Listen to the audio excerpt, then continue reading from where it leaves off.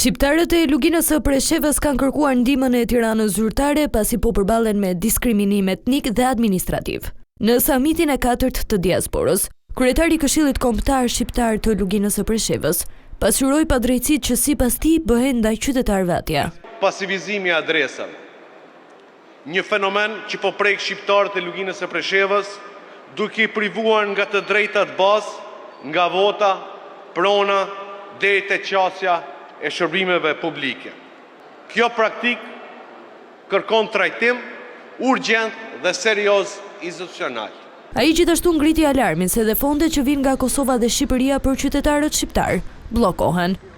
Bllokime i fondeve nga Republika e Kosovës dhe Shqipërisë. Në praktik kemi rastet ku fondet e dedikuar për luginën e Preshevës janë bllokuar ose penguar në zbatim. Kjo ka prekur drejt për drejt bujqit e luginës së Preshevës, të cilët sot përballen me pasiguri dhe mungesë të mbështetjes që u takon.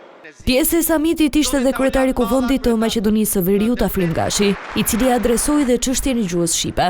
Shqiptarët Maqedoninë e Veriut kanë aspirata që gjuha shqipe të jetë zyrtare, plot dhe barabartë në tërë territorin, por për fat të keq sot korniza kushtetuese dhe ligjet aktuale në fuqi nuk e mundësojnë këtë, sa më shumë që ne e depolitizojmë çështjen e përdorimit të gjuhës shqipe, aq më shpejt mendoj se do arrijmë deri te zyrtarizimi i gjuhës shqipe.